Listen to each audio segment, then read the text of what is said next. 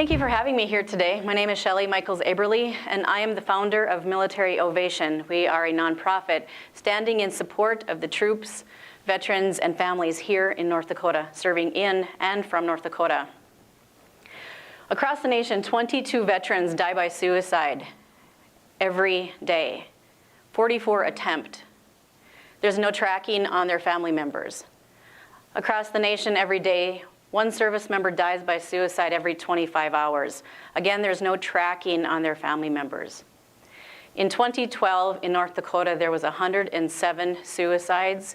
18 of those were military members or veteran status. Across North Dakota this past year, with the Grand Forks Air Force Base, Minot Air Force Base, North Dakota National Guard, there has been 14 suicides. Not all of them will track back to North Dakota numbers because not all of them are North Dakota residents. They happen to be living in the state through the Minot Air Force Base or Grand Forks Air Force Base at the time, but they're living here.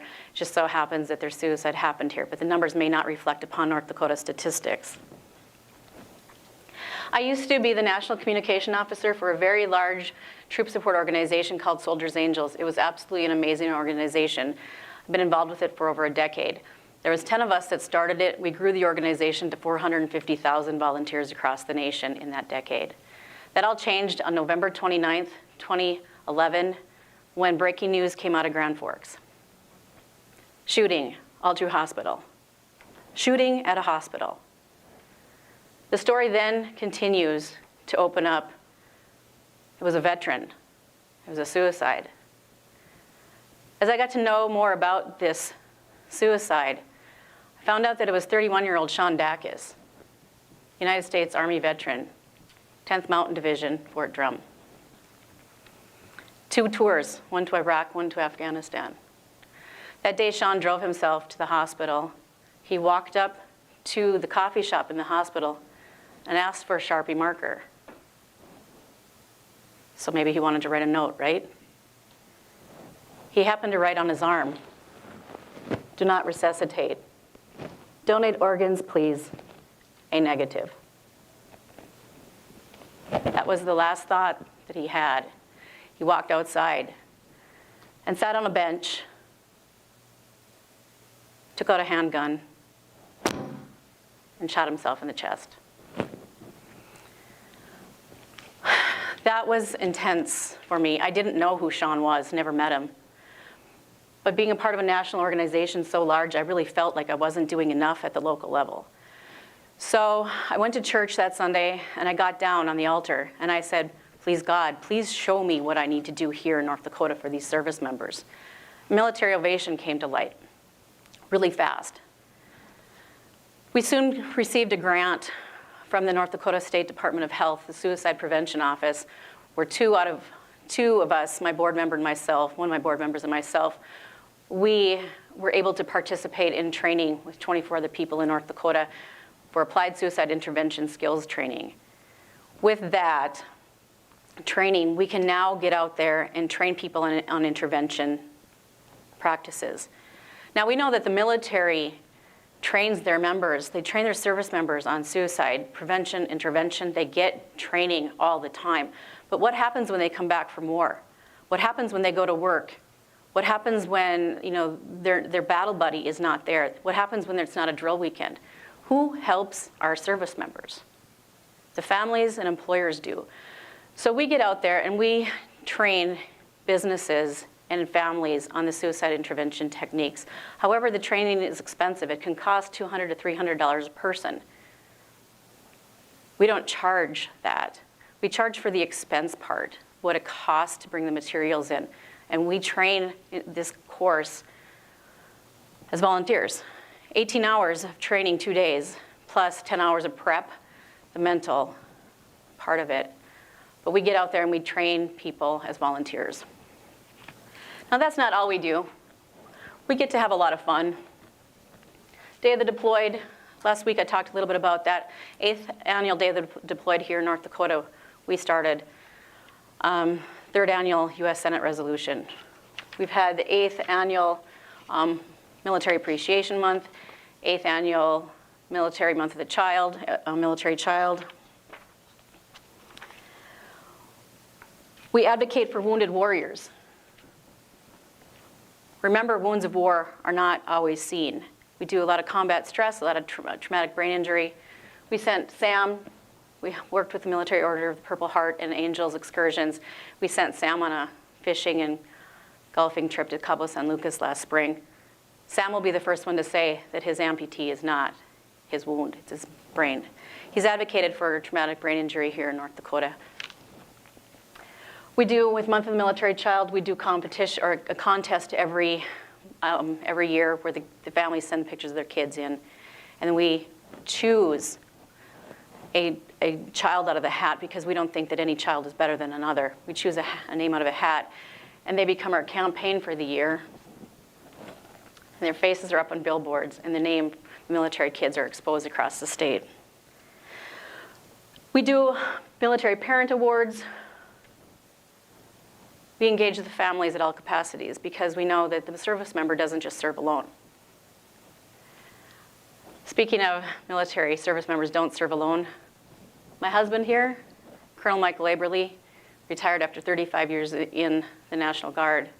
The night before he retired, he swore in Private Becca McFerrin, who's my daughter. Keeping back on that whole theme of suicide, this story really is what inspired me. Sean inspired me to get Military Ovation going, but this story really inspired me to start really focusing and making a difference before that. From hero to zero, I think if you talk to any service member that's struggling, that's the way they feel. Matt was a 2-time deployer, came back to Fort Hood. He came home to nothing. His wife had left him when he was deployed. He had seen 3 of his combat buddies killed in action. He moved to North Dakota to try to be a part of his kid's life because his ex-wife moved back here. He wanted to be a part of his kid's life. So that's how I met Matt, helped him get into college, bought him a camera. He actually took this picture of himself up here. I think it's the epitome of combat stress. If you zoom in on that picture, you will see he's actually got clown makeup on his face. That's what he felt like. He felt like his whole life of being a military service member, he was just a clown. He's actually got a service dress on the top, blue jeans. It's a self-portrait. He took that picture of himself. He left North Dakota, and he killed himself in Chicago. One is too many, and that's what we are doing with Military Ovation, a big focus. We are advocating and getting people engaged in supporting everybody around them.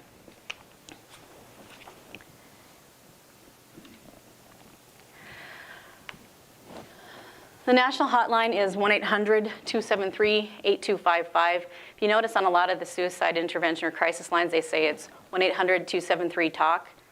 I don't ever say that because TALK does not align to the 8255 on all cell phones. So if you're telling somebody to call that number and they're in crisis and they get the wrong number, probably the outcome's not going to be so great. Military members can text 83-8255, or they can chat online, veteranscrisisline.net, and they can communicate with somebody that's a professional and can help them. Now, what we want you to get involved with doing is we ask you to be involved. We want you to be the change that you want to see in the world. Like us, love us, follow us, support us, and use us. We've got connections across the nation. We've got connections across the state. We've got over 300 volunteers across the state working for our service members and veterans and families. Get involved. Stop over to steep me a cup of tea, grab a gift certificate, hand it to a service member. You see somebody wearing a U.S. Army cap or in a uniform, say thank you. If you know that they've just had a baby, go buy them some bison booties. But get involved, support the businesses around as well, but get involved with our service members. And always remember just to say thank you. All right, do we have any questions for Shelle? Let's hear it for Shelle, by the way. I think it's very commendable what you're doing. Well, Well, I've got a couple to start with. Go ahead. So, Shelle, you seem to have a knack for building a very large network. I mean, to get the kind of support that you need for something like this, can you talk a little bit about the role of social media and how you build, not only with social media, but even personally, how you build your network? And then the second question that I have as a follow-up is, you know, you talk about liking us and supporting us and things and going and giving. Is there anything specifically that you would like to see businesses and entrepreneurs doing right now as far as specific action items that we may not be considering? Well, I think, you know, some of this, the networking is really a part of who your personality is. And so some people, it's really uncomfortable. With me, it goes back to being 3 years old, 4 years old, way before social media ever was. You know, I came from a large family, 11, 12. My grandparents all had 11, 12 siblings, and they all lived in the same small area. And every time they'd come home, they always a big party, you know, picnics and stuff. And I seemed to be the one conduit that was always mingling around from very young age, and still to this day. I mean, I've got thousands of relatives when you look at the breakdown, you know, through the years. And I stay connected with people, and I take an interest in people. And I would say that I'm pretty selfless, and I seriously take an interest in somebody's life. As far as social media goes, don't be afraid to, if you hear or see something, jump in and get involved immediately. Sometimes it's going to be a fail, sometimes it's not. I went to graduate school at UND, and social media was my focus. And the professors are like, that's not communication. It's like, yeah, it is. And so they were locked into their own thinking that you could only use, you know, journalism or TV or radio or whatever, writing as a form of communication. They were like, this is never going to go anywhere. And, you know, my personal Twitter name, although I don't build it as hard as some people do, my personal Twitter is public relations. I was involved with Twitter when I was 3 months old. You know, I saw the potential and got involved. With social media, I've gotten just, you know, constantly just engage and keep people's attention, and don't be afraid to jump forward and get involved. One of the things that we did once on social media that I think is a really neat example when I was involved with Soldiers Angels, there was a service member that was deployed, had a chinchilla, and the chinchilla was living in a home in California, and the person couldn't take care of it anymore. Well, that's this service member's baby, right? You can't just drop it off at the pound. So we found somebody that wanted to take care of the chinchilla, but they lived on the other side of the United States. So we were able to get a network of people pulled together. Some people only drove 20 miles or 50 or 100, but from the West Coast to the East Coast, we were able to connect. This chinchilla got a personal hand delivery across the state. And we did that in a matter of days, you know, because it's like you just cry. Ask for help. Don't be afraid. You know, North Dakotans are so skittish about asking for help. It's our nature. It's called Yantalov, and look it up. It's what we are. It's a study. And it's that we're okay. We don't ask for help. You know, put things under the carpet behind the door. So if somebody said, hey, can I help you out with something? What's your first response? No, I got it. You know, your business, it's like you can ask for help. Grow it. As far as what you can do, as far as the business community goes, don't be afraid there to get involved. I know we are really blessed to live in North Dakota. People want to help, but they just need to know how. So don't be afraid. You know, if you ask somebody, again, you might get that, we don't need that support. You know, don't be afraid to have an idea and grow it. The Chamber of Commerce has got a military affairs committee. I used to chair that. Every community's got one. You know, get involved with, you know, stop over at the VFW, talk to an old timer. You know, do something special, do something unique, have a picnic, get involved, have a discount, you know. But it's this, you know, if you've got a passion for it, they will know that you're doing it because you want to, not because you want to get them in the door for their business. So, are they looking for jobs as well too? I mean, is it? I think always, you know, I think with job service in the house, they're always looking for opportunities. You know, North Dakota, we're really blessed there again, because if they're looking for a job, it's right around the corner. But here in North Dakota, we're also getting veterans from across the nation that are coming, and you know, with that comes homelessness. They come looking for a job, but they don't have the job may not have the money behind it, and so they end up living in their cars for a while. So we do have a lot of homeless. Actually, North Dakota homelessness since 2009 has jumped 349%. You know, people coming in looking for jobs, and they don't have the housing. That's not veteran only, but 1 in 4 veterans, 1 in 4 people homeless are veterans.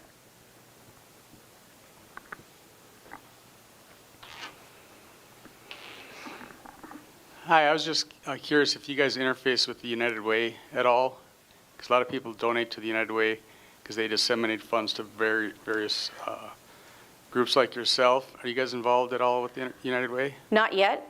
And one of the reasons I know that some organizations aren't tied to the United Way, because during the United Way campaign, you're not allowed to do your own fundraising at that point. That's not stopping me. We are just, the 501c3 process of a nonprofit is inundating. We were volunteers. It's taken us a long time to come to that point because we were writing with our attorney all the paperwork that we needed. So that now is just in the hands of the IRS. So as part of the United Way campaign, you actually have to have your status. We are this close. It's just a long process, and it takes about 2 years for you to get approved through that whole process. So we're almost there, and that's my biggest hurdle is that I want to do so much more. And there's businesses out there that's not an obstacle for them. They see what we're doing, and they're like, yeah. And you know, you can still do support us through a tax write-off. It's just that we're still to pay the taxes on that. So you have a huge volunteer base. Who are some of your strategic partners that actually helped you attain that large base? You know, when I taught at the University of North Dakota, a lot of my students, you know, we did small projects for, you know, different service member stuff. And to this day, it's kind of interesting because it's a lot of my students of the past, you know, engage with me and want to get involved. A lot of the service members that I've supported through the years through their deployments or their families, later on, they're like, we want to pay it forward. How can we help? What can we do? You know, Sam, who we saw earlier, Sam is actually one of my biggest advocates, and you know, I've worked with him since he was wounded in 2006. He's now my voice of the wounded. I don't have that expertise. I'm not a wounded warrior. Sam is, so he's my voice. You know, and we tap into a lot of that. Who are the experts out there? You know, the kids of the deployed. I've never been a child of a deployed service member. Who are they? These kids, these teenagers. We advocate and give them a voice. You know, the parents, the service members themselves. You know, we can now I mean, my husband's been in the military, he's been deployed. I expect my daughter will be deployed, but I'm not in their shoes.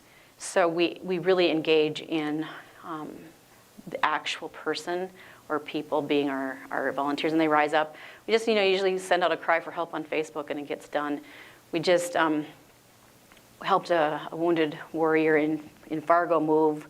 He ended up having to move quickly and just put a shout out on Facebook, and you know, 10 people show up with trucks and, you know, horse trailers and help him move. Same thing happened when a service member was deployed to Afghanistan. His girlfriend said, by the way, I don't love you, get your crap out of the house, you've got 1 day.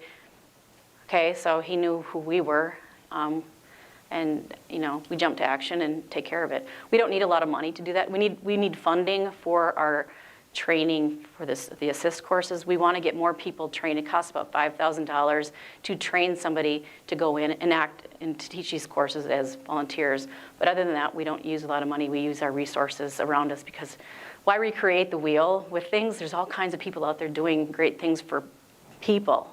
And so just to tap into that network. Can you remind me, do you get the funding for the $5,000 from businesses or from donations, or you know, where do you get most of your funding from? One of a great example of the network. There's a really large business here in North Dakota, probably one of the biggest in the regions. They actually send us their jobs that they've got, and they send them to job service too. But they send us their jobs, and they know that our network is so large and we send the jobs out to our veteran database. And we've been able to, through the past couple of years, we've been able to have over 250 veterans employed with them.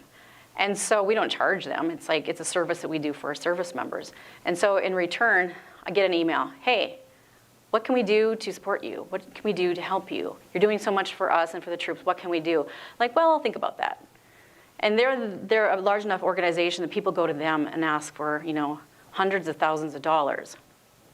And they're like, Shelley, we emailed you 2 weeks ago. We want to give you money. I'm like, okay, I'll think about it. And you know, I knew that I wanted to grow the suicide intervention training component. And so I thought about it again, and I get a phone call. Hey, our vice president wants to talk to you tomorrow. Come in. Like, okay. So then I pitched it, and I said, ideally, I'd like, realistically, I'd like $10,000 to get 2 people trained, because then I can pair them up and send them out. Or ideally, I know that's a lot of money to ask for, so I'd, $5,000. And so they called me the next day, and I had a check for $10,000. When I taught at UND, I told my students, one thing that I wanted them to learn from me is ask for what you want or take what you get. I wanted $10,000, but I would, but I asked for it. I should have asked for more, and I will. But they've committed to doing that every year for me so that we can continue to train. And a lot of times businesses like to own that piece. We are your sole supporter of this process. And at that point, when I talked to them, I said, well, you are the only organization at this point, this business I've talked to, they're like, you need to go talk to everybody about this. They want a large engagement because they see, that. So donations, we've had some different opportunities. This summer, there was a big event in town where the silent auction brought in quite a large amount of money. I asked them what they wanted to do with that funding. They gave it to us, but what do you want me to do with it? And they said, that's your choice. And I said, okay, I'm going to get another trainer on board because that's really important. It's really mental to train suicide intervention. So I don't want to burn out my volunteers, and I don't want to burn myself out either, because it's mental to talk about suicide for a long time. I have to deprocess it. Do you have staff members? I mean, or is it just yourself? Or, can you talk about the structure of your organization? Our structure is no staff at this point. We're all volunteers. I've got 8 amazing board members. We put them into place. They're very involved. I know a lot of nonprofits have their board members aren't super engaged. They're there and they meet once a quarter. Mine are super engaged, and they bring ideas to the table, and we work, and they take things and run. I don't micromanage projects. If I have a volunteer, I want them to stand up and do it and just take it. That's how we grow, and that's how people build up their confidence too. They take it, the project, and run. But so we've got the board members. Then across the state, each community has got a point of contact. Not everybody, not 357, but major communities, there's a point of contact, and they hold quarterly meetings and bring volunteers in for project work. And then, like Sam is my wounded warrior advocate. I've got a person who leads up the families and babies, and I'll get Becky with the bison booties, and but we take care of, do virtual baby showers, and we do a lot of things. We don't lock ourselves in. We think that the service members don't lead a cookie cutter life, and everybody's going to have a unique situation. With the sequester and the shutdown, there was a lot of people now out of jobs. Their weekend drill might have been a car payment. So it's just to connect them to opportunities to take care of that. I guess it's probably more a comment than a question, but Shelle, this is very inspirational. Entrepreneurial-wise, you've taken something that you've seen a need for and created something out of it. And, all of us who are entrepreneurs as well, that's kind of what we do too. I mean, we see maybe a need for something and we create a business around it. And that's kind of what I look at what you have done and what you've built in such a short period of time. It actually is very inspirational, and I just want to thank you for what you do. Thank you. I think one of my biggest, we've talked about stumbling blocks, is just the building part. With volunteers, you have to learn that you're going to have disappointment. We have a great reward helping our service members, but sometimes volunteers, if you volunteer for something, follow through, because sometimes people aren't getting paid as a volunteer, and sometimes that piece falls short. They cancel at the last minute, don't show up. Just that commitment piece on volunteering is huge. People are depending on you to follow through. This is kind of a comment too, but also a question. One of my close friends actually just started a company called Our Riveter, and she actually makes handmade bags, purses, wallets, dog collars out of recycled military material. And the sole purpose, she was a military wife, and she's always looking for wives of military members that are wanting to start their own career and actually have a job where, you know, they're moving around, but they can take their sewing kit and do a portion of the sewing. Is that something that your organization would be willing to connect with? Absolutely. Okay. We try to connect with as many opportunities as we can. We know we can't do things by ourselves, and that's about the resourcing and networking. It's just everybody just pulling together. We participate underneath the American Foundation for Suicide Prevention umbrella. You know, I've gotten a lot of training from them. I've actually presented Capitol Hill with suicide messages. And with them, then we partner. We constantly partner. Nobody can get anything done without partnership. We're built as a culture to be together. If you're a one-man show, you don't get very far. You know, businesses are the same way. Partner up. You know, find a like partner, you know, like business, and partner up and learn from them. And I think that's what this is all about. Is we're all learning from each other, and that's awesome. Yeah. Shelley, we got a couple minutes left. I want you to talk just briefly about, you know, do you have a strategic plan? I mean, you're kind of running this like a business. Do you have a strategic plan, and what do you see? What are your goals for this? I mean, do you want this to become, you know, a nationwide or even international movement? Well, we do have a strategic plan, and as far as there's a lot of organizations out there that are doing really great things on the national level. So Military Ovation, although we don't exclude if you're from Minnesota, South Dakota, Montana, Manitoba, Saskatchewan, we work with our Canadian troops as well. You know, if you're living on the border, you've got a lot of interaction with us. So with Military Ovation as itself, we want to stay local. We want to stay, you know, keep it the whole concept of taking care of one another at your local level. Because if you're doing that and everybody's doing that, then the guys across the nation should be doing fine because everybody's taking care of their local level. As far as growing, we do want to bring in, for the accountability portion, we want to bring in paid staff at some point. We're working on that piece. You know, the grant writing and grow and be a bigger part of that. But the suicide intervention, we would like to be able to train as many businesses across North Dakota. You know, the Guard members here in the state serve four times the number of any other state in the nation. 10% of our population is veteran population. So pretty safe to say that everybody knows somebody that served our country, if it's for 2 years, 6 years, a lifetime. You know, if it's your neighbor down the street, if it's your grandfather, if it's your dad, if it's, you know, the guy that sits in front of you at church. We all know somebody that has served our country.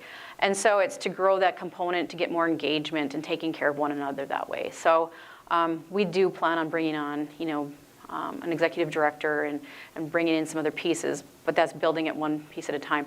I'm really a